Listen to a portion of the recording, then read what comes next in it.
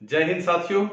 आज मैं बात करने जा रहा हूँ एक ऐसे महान विभूति का, इन्हें विभूति कहें, मानव कहें, महामानव कहें, आप जो भी कहें सब सही होगा।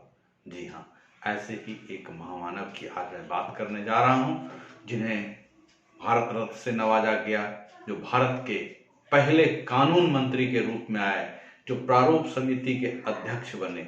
जी हाँ, मैं बात कर रहा हूँ डॉक्टर भीमराव अंबेडकर।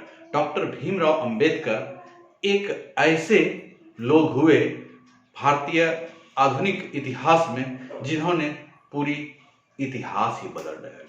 जिनको छूने नहीं दिया जाता था, उन्होंने आसमान को छू लिया।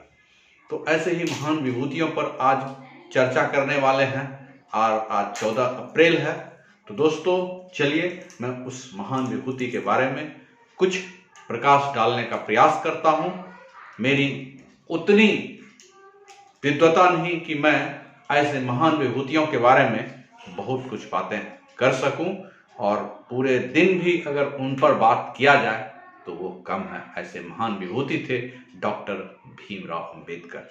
जी हाँ, आप देख सकते हैं डॉक्टर भीमराव अंबेडकर, उनका जन्म 14 अप्रैल 1891 को मध्य प्रदेश में हुआ और जहां तक उनकी प्रारंभिक शिक्षा की बात सबसे ज्यादा प्रसिद्ध है कि उन्हें पढ़ने में बहुत ज्यादा रुचि थी, अत्यधिक रुचि थी पढ़ने में, लेकिन पढ़ने का अवसर बड़ी मुश्किल से उन्हें मिलता था।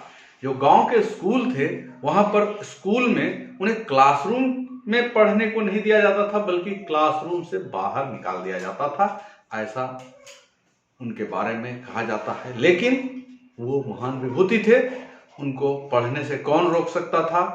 वो क्लास के बाहर भी रह के वो शिक्षा ग्रहण किए जो क्लास के अंदर रखकर, जो रहकर विद्यार्थी पढ़ रहे थे, जो छात्र पढ़ रहे थे, उनका नाम और उनकी प्रतिभा इनके तुलना में शायद नगण्य रही। तो ऐसे महान विभूति थे डॉक्टर भीमराव अंबेडकर। इन्हें पानी पीने तक की समस्याएं आती थी कि यदि कॉलेज के प्यून उन्हें पानी पिलाएंगे, दूर से पिलाएंगे, तभी उन्हें पानी पीने मिलता था, अन्यथा पूरे दिन बिना पानी के भी रह जाते थे। तो इनसे बहुत कुछ सीखने वाली बात है, मोटिवेशन वाली बात है। ऐसे लोग जिनको आज सारी सुविधाएं मिलने के बावजूद भी, खास करके हमारे युवा छात्र, सारी सुविधाएं मिलने के बावजूद भी पढ़ाई में उस तरह दिल नहीं लगाते हैं जिस तरह अगर उनको सुना जाए, उनका चारित्रिक वर्णन किया जाए, उनके चरित्र को देखा जाए, तो आप निश्चित भी मोटिवेट हो जाएंगे। जब कभी आपको, मैं युवाओं को कहना चाहता हूं जो इस समय अध्ययनरत हैं, जो किसी प्रतियोगिता परीक्षा की तैयारी कर रहे हैं या फिर किसी और चीज के लिए पढ़ रहे हैं, तो उनको एक बार निश्चित रूप से डॉक्टर भीमराव अंबेडकर की जीवनी, डॉक्टर भीमराव अंबेडकर के चरित्र के बारे में निश्चित रूप से पढ़नी चाहिए, जाननी चाहिए, सुननी चाहिए, ताकि उनकी जो दिमाग है वो दिमाग का ढक्कन निश्चित रूप से खुल जाएगा। तो चलिए दोस्तों, मैं बात कर रहा हूं, मैंने प्रारंभिक शिक्षा की बात की। बहुत ही विपरीत परिस्थितियों में उन्होंने अपनी प्रारंभिक शिक्षा ग्रहण करते हुए आगे बढ़ा, लेकिन आगे बढ़ते हुए उन्होंने मुंबई विश्वविद्यालय में, उनके जो समकक्ष जाति के लोग थे, वो पहला व्यक्ति थे जो मुंबई विश्वविद्यालय से बीए और एमए की डिग्री हासिल की। फिर उन्होंने कोलंबिया विश्वविद्यालय से एमए और पीएचडी की डिग्री हासिल की। फिर वो लंदन स्कूल ऑफ इकोनॉमिक्स से एमएससी और डीएससी की पढ़ाई की।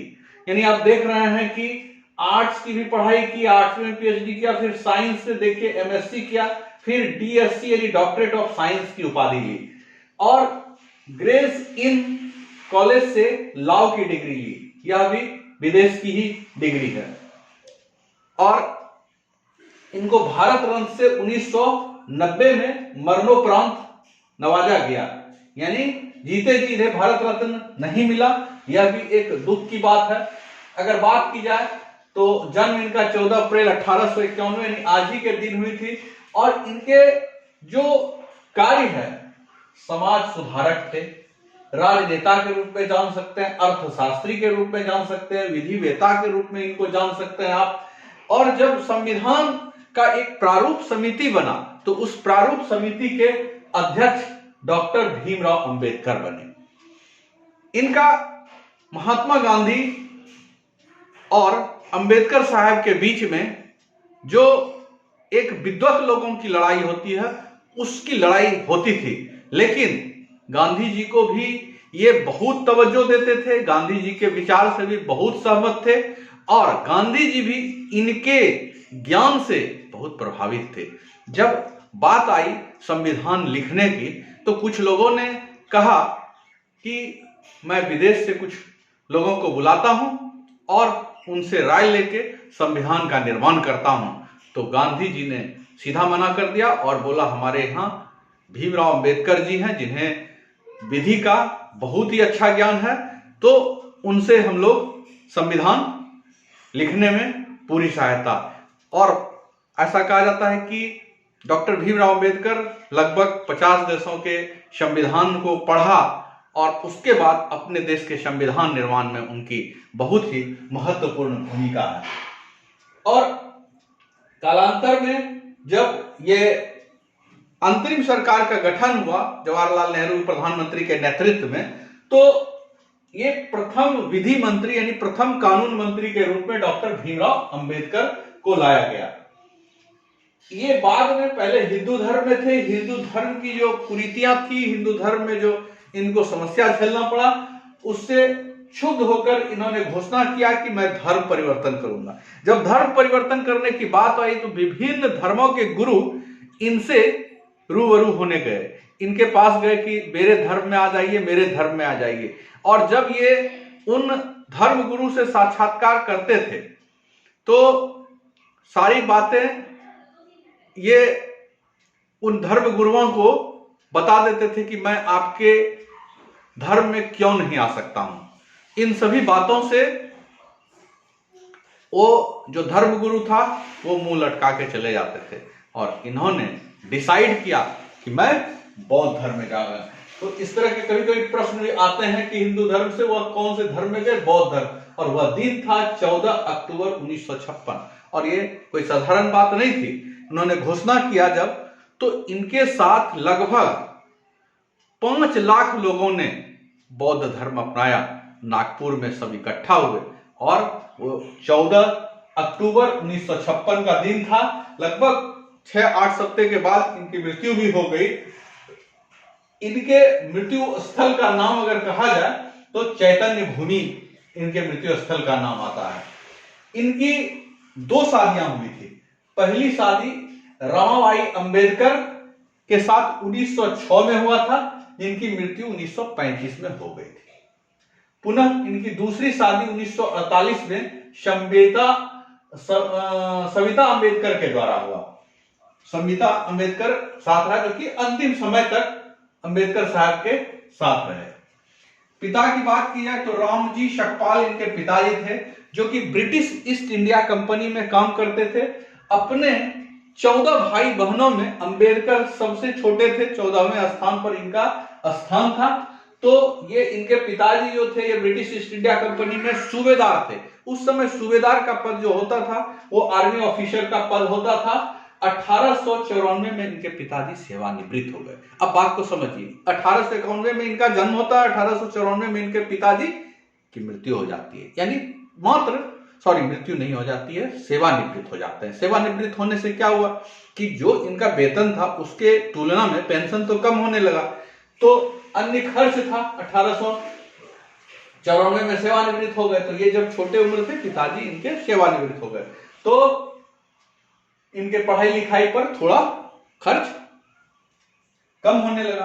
अब जहां तक बात की जाए तो इनको देखिए, ये इन्होंने ट्यूटर की भूमिका निभाई, अकाउंटेंट की भूमिका निभाई, प्रोफेसर की भूमिका निभाई, प्रिंसिपल की भूमिका निभाई, यानी कई पद पे कई तरह के कार्य किए।